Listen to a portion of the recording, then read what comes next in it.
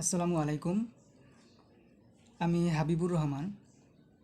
আজকে আপনাদেরকে নবম দশম শ্রেণীর রসায়ন বইয়ের তড়িৎ বিশ্লেষণ অধ্যায়ের একটি প্রশ্নের সমাধান করে দেখাব। উদাহরণ হিসেবে এখানে যে প্রশ্নটি নিয়েছি আমি সেই প্রশ্নটি প্রথমে একটু পড়ে শোনাই। একটি লোহার তৈরি 5 সেন্টিমিটার স্কোয়ার পৃষ্ঠতলের ক্ষেত্রফলের চামচে ক্রোমিয়ামের প্রলেপ দিতে নিচের কোষ তৈরি করা হলো। এখানে নিচে আমরা চিত্রে একটি তড়িৎ বিশ্লেষণ কোষ দেখতে পাচ্ছি, যেখানে অ্যানোড প্রান্তে একটি ক্রোমিয়ামের দণ্ড ব্যবহার করা হয়েছে। যে ক্রোমিয়ামের দণ্ড তড়িৎ বিশ্লেষণের মাধ্যমে দ্রবণে দ্রবীভূত হতে থাকবে এবং সেই মুক্ত ক্রোমিয়াম ক্যাটায়নগুলো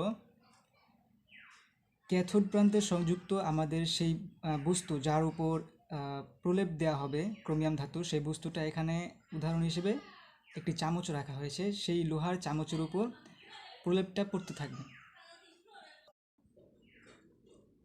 এখানে অ্যানোড প্রান্তে আমরা এ চিহ্নিত যে অংশটি দেখতে পাচ্ছি, এ বলতে এখানে অ্যামিটারকে বোঝানো হয়েছে।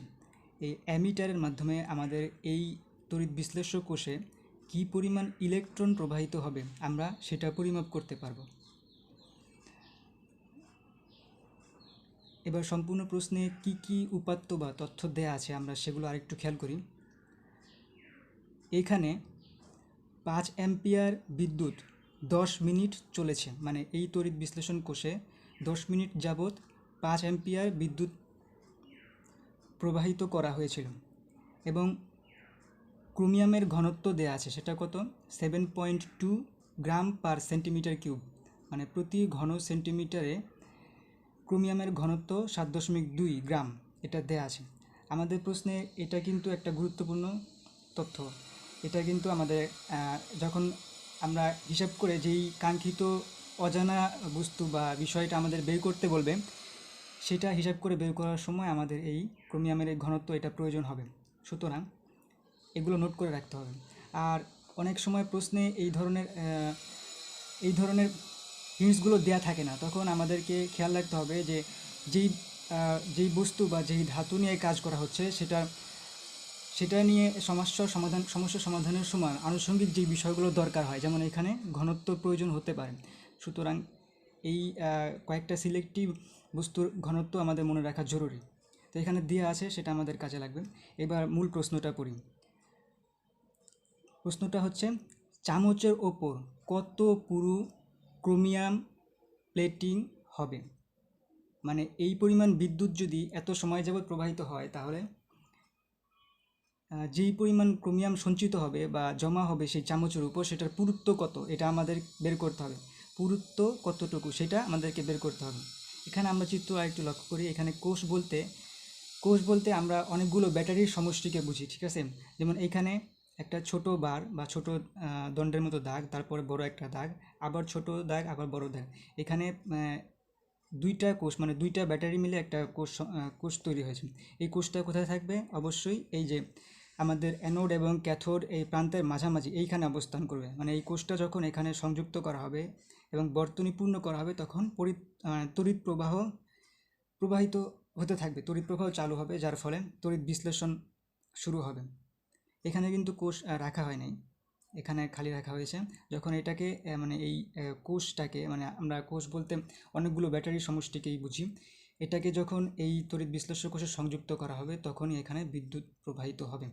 এবং কোষ মানে ব্যাটারির ধনাত্মক প্রান্ত যেটা ছোট হয়, সেই প্রান্তটা তড়িৎ বিশ্লেষ্য কোষের যেই প্রান্তে যুক্ত থাকে সেই প্রান্তটাকে অ্যানোড হিসেবে ধরা হয়, মানে সেটা ধনাত্মক প্রান্ত।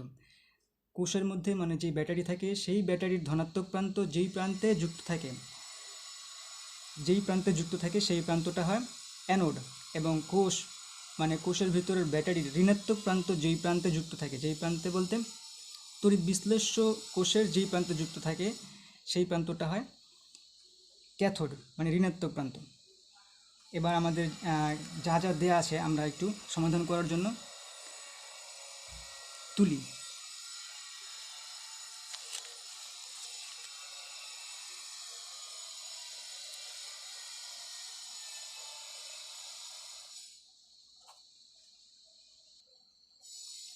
আমাদের বের করতে হবে চামচের পুরুত্ব কত, মানে কত পুরু ক্রোমিয়াম জমা হবে সেটা বের করতে হবে। আমরা যেহেতু এটা জানি না, এটা বারবার আমরা বাংলায় লিখতে পারবো না যে এত পুরুত্বের ক্রোমিয়াম জমা হবে, সেজন্য আমরা এটা সমাধানের সুবিধার্থে একটা কিছু ধরে নিব। তো মনে করি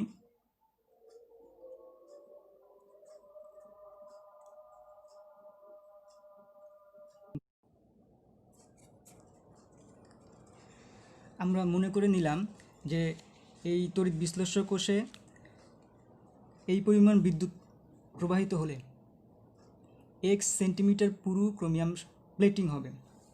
সেন্টিমিটার এককটা নিলাম কারণ এখানে খেয়াল করলে আমরা দেখব যে প্রশ্নে পৃষ্ঠতলের ক্ষেত্রফল দেওয়া আছে সেন্টিমিটার স্কোয়ারে, এককটা সেন্টিমিটারে আছে, এই জন্য আমরা এটাকেও সেন্টিমিটারে নিয়েছি। ঠিক আছে, এবার প্রশ্নে যেভাবে চাবে আমরা সেইভাবে উত্তরটা লেখার চেষ্টা করব।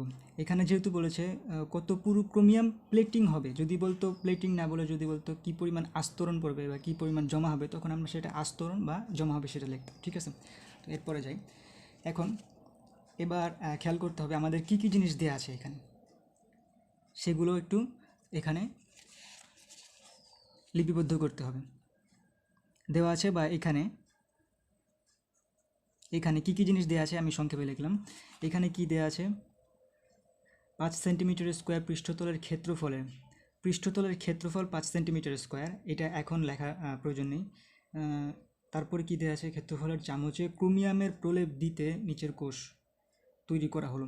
এখানে 5 অ্যাম্পিয়ার, এই যে এটা আমাদের প্রয়োজন। এটা কি, বিদ্যুৎ প্রবাহ,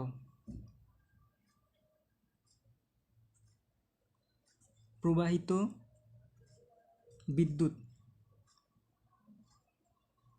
আই, বিদ্যুৎ প্রবাহের একক অ্যাম্পিয়ার, এটা পরিমাণ কত দেওয়া আছে, 5 অ্যাম্পিয়ার।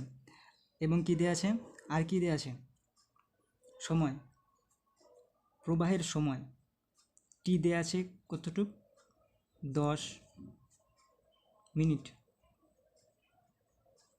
ঠিক আছে, এখন যেই জিনিসগুলো দেওয়া আছে এগুলো তো এমনি এমনি দেওয়া নেই, এগুলো আমাদের কাজে লাগবে, তাই না? এই প্রত্যেকটা জিনিস কিসের সাথে সম্পর্কযুক্ত বা সামঞ্জস্যপূর্ণ সেগুলো আমাদের খুঁজে বের করতে হবে। আই এবং টি এর সাথে সম্পর্কিত সূত্র কোনটা ছিল আমাদের তড়িৎ বিশ্লেষণ এই অধ্যায়ের, আই এবং টি এর সাথে আমরা জানি সেই সূত্রটা হচ্ছে কুলম্বের সূত্র, কিউ ইকুয়াল আইটি। ঠিক আছে, কিউ ইকুয়াল আইটি।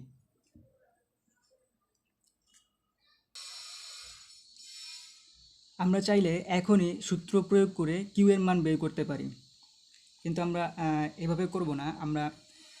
আমরা আরও কী কী জিনিস দেওয়া আছে সেভাবে করব, যেভাবে খুশি দুই পদ্ধতিতেই করা যায়। আমরা এখন কি করব, আরেকটা জিনিস কি দেওয়া আছে, এবং ক্রোমিয়ামের ঘনত্ব দেওয়া আছে, ঘনত্বটা এখানে লিখতে পারি যে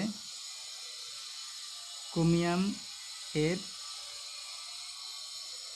ঘনত্ব 7.2 গ্রাম পার সেন্টিমিটার কিউব। এটা উল্লেখ করার প্রয়োজন ছিল না, এখানে লেখার প্রয়োজন ছিল না, তারপরও এখন ঘনত্ব যেহেতু দেয়া আছে আর বের করতে হবে পুরুত্ব, ঘনত্বের সাথে সম্পর্কিত কোন বিষয়, আমাদের এখানে একটু ফিজিক্সের হিসাবটাও মিলাতে হবে, মানে ফিজিক্সের কোনো কিছু কিছু বিষয় কেমিস্ট্রির সাথে সম্পর্কিত। তাহলে ঘনত্বের সাথে কোন বিষয়টা সামঞ্জস্যপূর্ণ বা এটার সাথে সম্পর্কিত কি আছে, ঘনত্ব কার সাথে সম্পর্কিত আমরা জানি, ভর এবং আয়তনের সাথে সম্পর্কিত। আমরা যদি কোনো বস্তুর ভর বের করতে চাই তাহলে তার সেই বস্তুর আয়তনের সাথে ওই বস্তুর ঘনত্বটা গুণ করলে তার ভর বের হয়ে যায়। একইভাবে আমরা যদি ওই বস্তুর কী বের করতে চাই, ঘনত্ব বের করতে চাই, তাহলে ওই বস্তুর ভর যদি জানা থাকে তাহলে সেই ভরকে ওই বস্তুর আয়তন দিয়ে ভাগ করলে কী বের হবে, সেই বস্তুর ঘনত্ব বের হবে। তাহলে আমরা ঘনত্বটা দেয়া আছে কেন বুঝতে পারলাম যে এর সাথে সম্পর্কিত হচ্ছে ভর। এখন আমরা যদি এইখানে যেই সমস্ত উপাত্ত দেয়া আছে এগুলো ব্যবহার করে ঘনত্বের মাধ্যমে আমরা যদি ভর বের করতে পারি, কী পরিমাণ ক্রোমিয়াম এখানে ইলেকট্রোপ্লেটিংয়ের মাধ্যমে চামচের উপর সঞ্চিত হয়েছে বা জমা হয়েছে, সেটার ভর যদি আমরা বের করতে পারি, ওজন না কিন্তু ভর, বিষয়টা বুঝতে হবে, ভর যদি বের করতে পারি এইভাবে এখানে যে উপাত্ত দেওয়া আছে সেটার মাধ্যমে, তাহলে সেটাকে আমরা একটা কাজে লাগাতে পারবো। কোন কাজে, কী পরিমাণ ক্রোমিয়াম সঞ্চিত হবে সেটা বের করার জন্য। ঠিক আছে, তাহলে ওইভাবে একটা ভর বের হবে, আরেকটা ভর আমরা বের করতে পারবো, সেটা আরেকটা পদ্ধতিতে। এই দুইটা ভর যখন জানা যাবে, সেই দুইটা ভর পরস্পর সমান হবে। যেমন আমরা পাটিগণিতে বা বীজগণিতে অঙ্কের একদম শেষ পর্যায়ে খেয়াল করি যে প্রশ্ন মতে বা শর্ত মতে এটা এবং এটা সমান, এবং সেই সমতার মধ্য থেকে আমরা অজানা একটা রাশির মান বের করে আনি। সেভাবে আমরা এইখানেও এক্স অজানা রাশি হবে, সে অজানা রাশি এক্স মানে পুরুত্ব, এটা বের করা যাবে। ঠিক আছে, তাহলে আমরা এখন এই ঘনত্বটা কাজে লাগিয়ে এর ভরটা বের করার চেষ্টা করি। আমরা প্রথমে লিখেছি কি 1 সেন্টিমিটার পুরো ক্রোমিয়াম প্লেটিং হবে, এটা আমরা ধরে নিয়েছি। তারপরে কি লিখবো আমরা এখন ঘনত্বের সাথে সম্পর্কিত যেহেতু ভর, সুতরাং ভর বের করার চেষ্টা করব।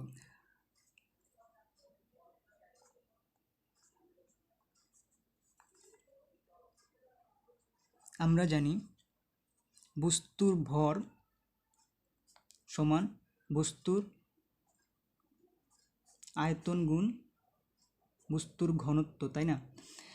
এত কিছু কিন্তু পরীক্ষা খাতায় লিখতে হবে না, এটা বোঝার সুবিধার্থে আমি বিস্তারিতভাবে লিখছি। এত কিছু লিখলে পরীক্ষায় এত সময় পাওয়া যাবে না।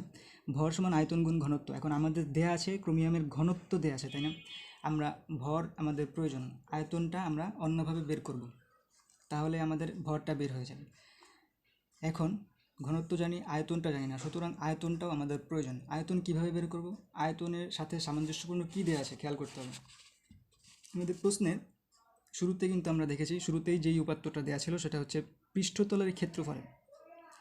লোহার তৈরি যেই চামচ, সেটার পৃষ্ঠতলের ক্ষেত্রফল ছিল 5 সেন্টিমিটার স্কোয়ার। পৃষ্ঠতলের ক্ষেত্রফল, কোনো বস্তুর ক্ষেত্রফলের মধ্যে কয়টা জিনিস থাকে? দুইটা উপাদান থাকে।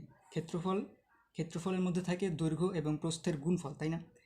এখন এই দৈর্ঘ্য এবং প্রস্থের গুণফলের সাথে আমরা যদি উচ্চতা বা পুরুত্ব গুণ করে দিতে পারি, তাহলে সেইটা কি হয়ে যায়? সেই বস্তুর আয়তন হয়ে যায়। আয়তন তিনটা বস্তুর মানে তিনটা বিষয়ের গুণফল হচ্ছে আয়তন। সুতরাং আমরা ক্ষেত্রফল জানি, এখন আমরা আয়তন বের করতে পারবো।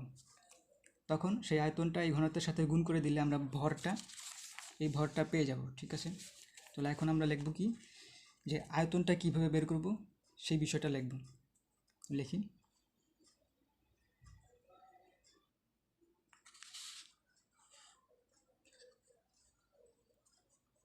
আমরা লিখব এক্স সেন্টিমিটার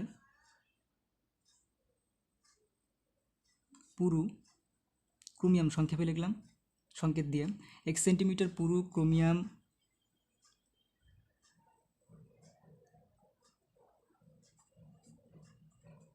সঞ্চিত হতে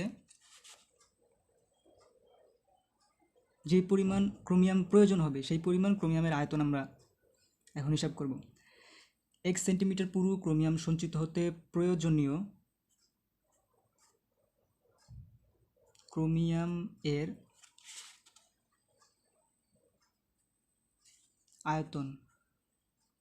আয়তনটা কি হবে? দৈর্ঘ্য গুণ প্রস্থ গুণ উচ্চতা। এখন দৈর্ঘ্য প্রস্থ আলাদাভাবে দেয়া নাই, দৈর্ঘ্য প্রস্থের গুণফল হিসেবে ক্ষেত্রফল দেওয়া আছে, ওইটাই আমরা বসাবো এখানে। সেটা কি হবে? এখানে জায়গা হলো না, সেই কারণে নিচে লিখলাম। আমরা কি লিখব? চামচের মানে বস্তুটা তো এখানে চামচ, তাহলে চামচের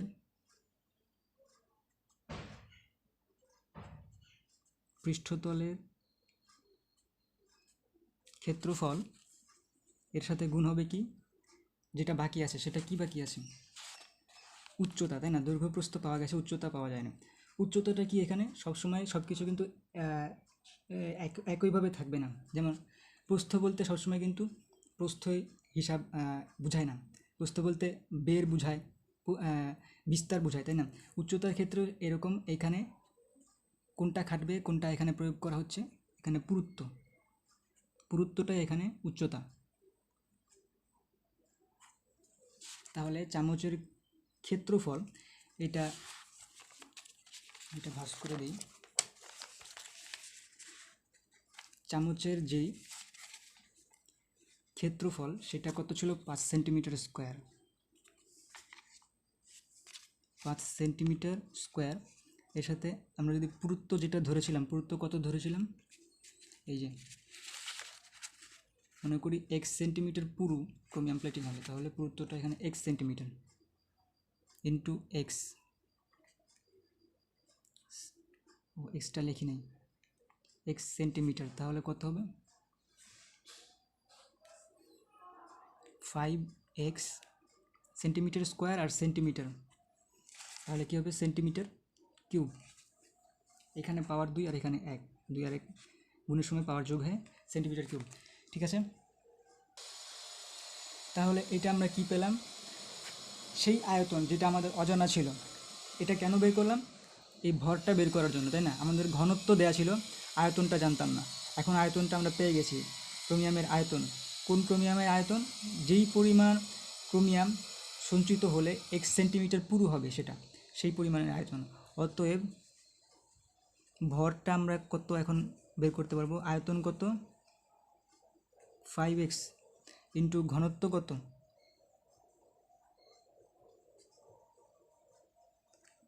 ঘনত্বটা ছিল, ঘনত্ব কত দেয়া ছিল, এই যে 7.2 গ্রাম পার সেন্টিমিটার কিউব। তাহলে আমরা লিখব 7.2, তার মানে ভর কত হবে, ভর হবে ক্যালকুলেশন করলে আসে 36.0, 36 এক্স থাকবে, এক্সের মানটা আমরা জানি না কত সেন্টিমিটার, সেটা থাকবে এভাবে 36 ইন্টু এক্স গ্রাম। ঠিক আছে, এখন আমরা এই পদ্ধতিতে একটা ভর বের করেছি, যেখানে ভরটার মধ্যে একটা অজানি রাশি আছে, সেটা কি এক্স, এক্সের মানটা আমরা জানি না, এটার মানই বের করতে হবে। এখন আমরা শুরুতে যে প্রথমে একটা পদ্ধতি দেখেছিলাম যে কিউ ইকুয়াল আইটি, যেই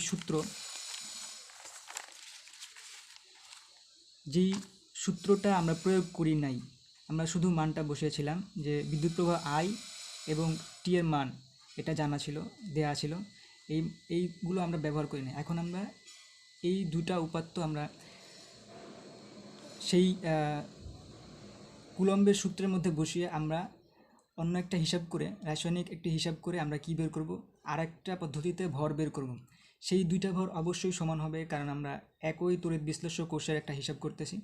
সুতরাং তখন আমরা সেই প্রশ্ন মতে বা শর্ত মতে এই দুইটা বিষয় সমান, সেই সমীকরণের মধ্যে বসিয়ে আমরা তখন কি বের করতে পারবো, এক্সের মানটা বের করতে পারবো।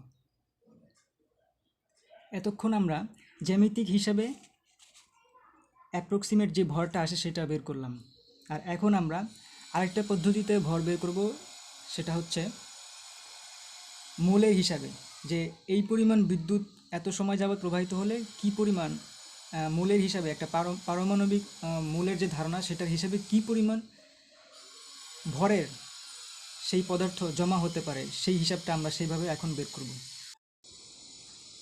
আমরা এখন যে পদ্ধতিতে সঞ্চিত ক্রোমিয়ামের ভর বের করব, সেখানে একটা মোলের হিসাবের প্রয়োজন হবে। মানে এই পরিমাণ বিদ্যুৎ এত সময় যাবৎ প্রবাহিত হলে কত মোল বস্তু, মানে এখানে বস্তুটা হচ্ছে ক্রোমিয়াম, কত মোল ক্রোমিয়াম সঞ্চিত হবে।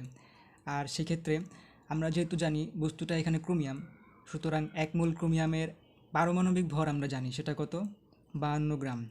1 মোল ক্রোমিয়ামের পারমাণবিক ভর কত আমরা জানি 52 গ্রাম।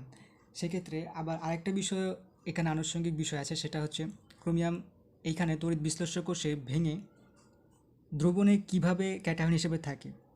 ক্রোমিয়ামটা এটা যদি হয় সেই ক্রোমিয়ামের যে পাত বা দণ্ড ব্যবহার করা হয়েছে, সেখান থেকে ক্রোমিয়ামটা বিশ্লিষ্ট হয়ে, মানে ক্রোমিয়ামটা কোথায় থাকে, এটা অবশ্যই কোথায় থাকে, অ্যানোডে থাকে। আর অ্যানোডে কী হয়, অ্যানোড প্রান্ত যেখানে কোষের ধনাত্মক প্রান্ত থাকে সেটা হচ্ছে অ্যানোড, সেই প্রান্তে যেহেতু ক্রোমিয়াম যুক্ত আছে, সুতরাং সেখানে কী হবে, জারণ হবে। জারণে কি হয় আমরা জানি, ইলেকট্রন ছেড়ে দেয়। তাহলে ইলেকট্রনটা কে ছেড়ে দেবে, এখানে যেহেতু ধাতব পাত হিসেবে ক্রোমিয়াম ব্যবহার করা হয়েছে, এই ক্রোমিয়াম ধাতু কি করবে, ধাতুর প্রত্যেকটা পরমাণু, ক্রোমিয়াম পরমাণু ইলেকট্রন ছেড়ে দিবে। ইলেকট্রন ছেড়ে দিবে কিভাবে,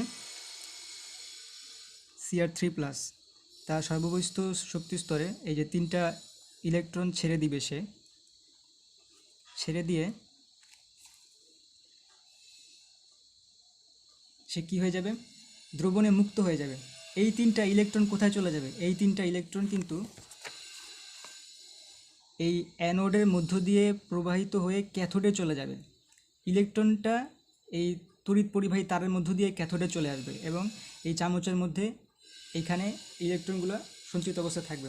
কিন্তু এই যে অ্যানোড প্রান্ত ক্রোমিয়াম ধাতু এটা ক্ষয় হতে থাকবে, মানে ক্যাটায়নগুলো ধাতুর ক্রোমিয়াম পরমাণুগুলো ভেঙে দ্রবণে ক্যাটায়ন হিসেবে Cr3+ হিসেবে যে মুক্ত হতে থাকবে এবং দ্রবণে দ্রবীভূত হতে থাকবে, সেইগুলো কিন্তু এই চামচের উপর যুক্ত হতে থাকবে। কিভাবে? কারণ ক্রোমিয়ামের এই ক্যাটায়নগুলো এখানে কি ইলেকট্রনের স্বল্পতা আছে এবং প্রোটনের আধিক্য, যার কারণে 3টা প্রোটন বেশি দেখাচ্ছে এবং ইলেকট্রন এখানে কম, যার কারণে তাদের ইলেকট্রন প্রয়োজন। যেখান থেকে সে আবার পুনরায় ইলেকট্রন পাবে সে সেখানেই চলে যাবে। তাহলে তাকে কোথায় যেতে হবে? যেহেতু ওই ইলেকট্রনটা কোথায় চলে এসেছে, ক্যাথোড প্রান্তে চলে এসেছে তড়িৎ পরিবাহী তারের মধ্য দিয়ে, সুতরাং সে এই চামচের এইখানে আসবে। দ্রবণের মধ্যে বিগলিত অবস্থায় ঘোরাফেরা করার সময় সে কোথায় আসবে? এই চামচের গায়ে লেগে যাবে। লেগে গেলে কি হবে? তার সর্ববহিস্থ স্তরে যেই 3টা ইলেকট্রন কম আছে সেটা তার অষ্টক পূর্ণ হবে। সে স্থিতিশীল অবস্থায় স্থিতিশীল অবস্থায় একটি মুক্ত ক্যাটায়নে না থেকে সে তখন মুক্ত পরমাণুতে পরিণত হতে পারবে। এভাবে সে চামচের উপর সঞ্চিত হতে থাকবে। বিক্রিয়া হচ্ছে এইটা। এবং অপরভাবে দেখা যায় যে এই ক্রোমিয়াম ধাতুটা আবার যখন ওই চামচের ওই ক্যাথোড প্রান্তে যখন যাবে তখন সে 3টা ইলেকট্রন সেই ক্যাথোড প্রান্ত থেকে গ্রহণ করে সে কি হয়ে যাবে? ক্রোমিয়াম ধাতু বা ক্রোমিয়াম পরমাণুতে পরিণত হয়ে যাবে এবং এভাবে সঞ্চিত হতে থাকবে। তাহলে আমরা দেখতে পাচ্ছি 3টা ইলেকট্রনের এখানে কি হয়? মুক্ত হয়, আবার 3টা ইলেকট্রন এখানে গ্রহণ হয়। অ্যানোডে জারণ হয় এবং ক্যাথোডে বিজারণ হয়। তাহলে আমরা এবার কুলম্বের হিসাবটা করে ফেলি। আমি আবার লিখলাম না, কারণ আমি আগেই লিখেছিলাম কী কী দেওয়া ছিল। কুলম্বের সূত্রটা কী ছিল? Q =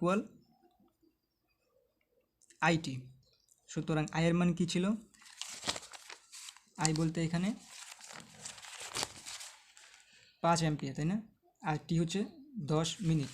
তাহলে আমরা কি করব? I 5 অ্যাম্পিয়ার ইন্টু T হচ্ছে 10, তাহলে কত হবে?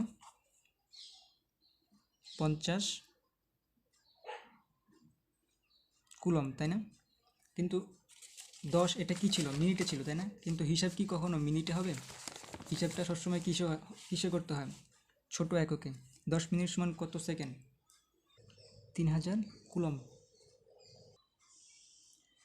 আমরা কিন্তু ইলেকট্রিসিটির একটা হিসাব পেয়েছি যে কত কুলম্ব বিদ্যুৎ প্রবাহিত হচ্ছে, কিন্তু এটা কিন্তু আমাদের সরাসরি প্রয়োজন ছিল না। আমাদের কি প্রয়োজন? আমাদের প্রয়োজন হচ্ছে কত মোল ক্রোমিয়াম সঞ্চিত হবে, তাই না? তাহলে কুলম্ব থেকে মোলের হিসাবটা আমরা কীভাবে বের করব? সেটা জানার জন্য আমাদেরকে স্মরণ করতে হবে সেই কুলম্ব এর সাথে ফ্যারাড এর সূত্রে সেই সামঞ্জস্য। আমরা জানি যে ফ্যারাডের সাথে কুলম্বের সামঞ্জস্যের সেই সূত্রটা কি? যে 96,500 কুলম্বে কত হয়? 1 ফ্যারাডে হয়, তাই না? 96,500 কুলম্বে 1 ফ্যারাড। তাহলে এইখানে আমাদের হিসাবে কত কুলম্ব এসেছে? 3000 কুলম্ব। তাহলে 3000 কুলম্বে কত হবে? কত ফ্যারাড হবে? 3000 কুলম্বে হবে 3000/96,500 ফ্যারাড। এটাকে ক্যালকুলেশন করলে কত আসবে? 0.0311 ফ্যারাড। এখন এই ফ্যারাডের সাথে আবার সম্পর্কিত আছে কি? মোল। এখন আমরা সেই কাঙ্ক্ষিত সেই মোলের মধ্যে যেতে পারছি, তা না হলে আমরা কিন্তু ভরটা বের করতে পারতেছিলাম না। এত কিছু করতেছি কী কারণে? সেই ক্রোমিয়ামের ভর, যেই পরিমাণ ক্রোমিয়াম সঞ্চিত হবে চামচের উপর, সেই পরিমাণ ক্রোমিয়ামের ভরটা বের করার জন্য আমরা কি করলাম? কুলম্ব থেকে ফ্যারাডে আসলাম, এবার ফ্যারাডে থেকে মোলে যাব। মোলের মধ্যে যেতে পারলে আমরা ভর বের করতে পারবো। আমরা আবার সেই বিক্রিয়াতে চলে যাই, যে তড়িৎ বিশ্লেষ্য সেই কোষের মধ্যে বিক্রিয়াটা কিভাবে হয়। ক্রোমিয়াম ভেঙে দ্রবণে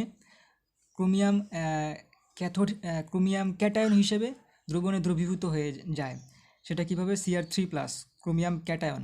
সেটা কি করে?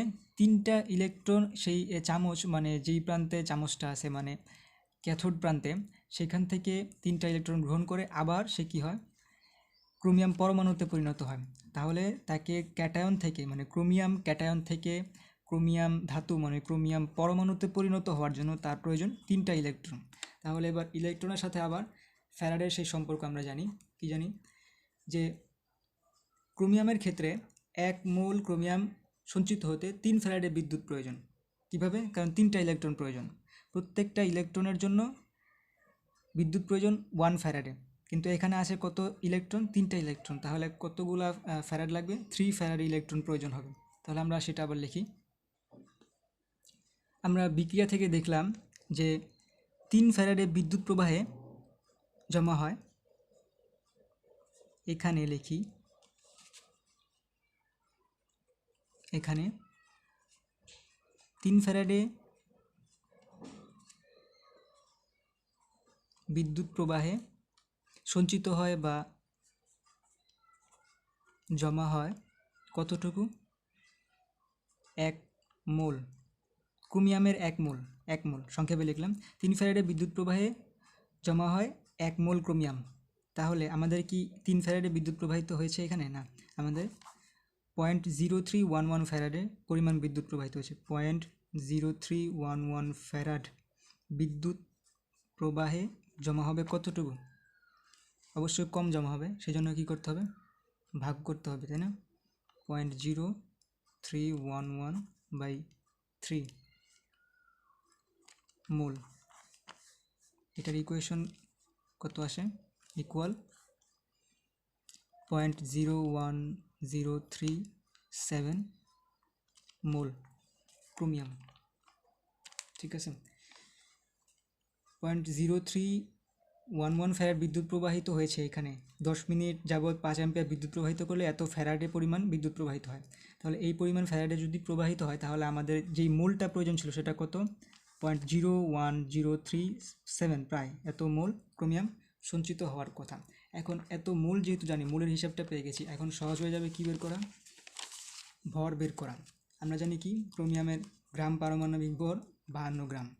তাহলে 1 মোল ক্রোমিয়াম সমান 52 গ্রাম। আমরা লিখব, আমরা জানি, আমি লিখলাম না, আচ্ছা লিখি, আমরা জানি 1 মোল ক্রোমিয়াম সংক্ষেপে লিখলাম, ক্রোমিয়াম সমান 52 গ্রাম। অতএব এখানে কত মোল আছে? 0.01037 মোল ক্রোমিয়াম সমান কতটুকু হবে? কম হবে, তাই না? 52 গুণ 0.01037 গ্রাম সমান কত আসবে? প্রায় 0.0539 গ্রাম এর মতো। ঠিক আছে, এত গ্রাম ক্রোমিয়াম সঞ্চিত হবে। এখন আমরা কি পেয়েছি? একটা সেই ভর, অন্য একটা পদ্ধতিতে আমরা একটা ভর বের করতে পেরেছি। এখন দুই পদ্ধতিতে আমরা 2 ধরনের ভর বের করেছি। এই 2টা ভর কী হবে? অবশ্যই সমান হবে। কারণ কি, আমরা একই তড়িৎ বিশ্লেষক কোষে একই উপাত্ত বা একই তথ্য ব্যবহার করে ভর বের করেছি। যদিও বের করেছি দুইভাবে, কিন্তু ভর দুইটা কী হবে? অবশ্যই সমান হবে, তাই না? সুতরাং আমরা লিখতে পারি, কি লিখতে পারি? শর্ত মতে বা প্রশ্ন মতে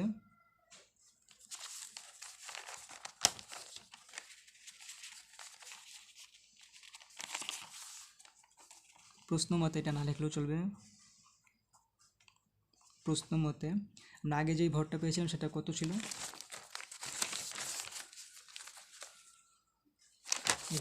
আমরা আগে যেই ভরটা পেয়েছিলাম সেটা ছিল ভর সমান 36x গ্রাম। 36x গ্রাম। তাহলে আমরা লিখব কি? 36x গ্রামটা লিখলাম না, এখন 36x সমান কত? এইখানে যে ভরটা পেয়েছি 0.0539, এখান থেকে আমাদের অজানা রাশি কি? x, মানে সেই পুরুত্ব কতটুকু সেটা আমরা তাহলে বের করতে পারবো, তাই না? x কত হবে? এটা ক্যালকুলেশন করলে যে হিসাবটা আসবে সেটা কিসে আসবে? সেন্টিমিটারে আসবে। 0.01497 সেন্টিমিটার।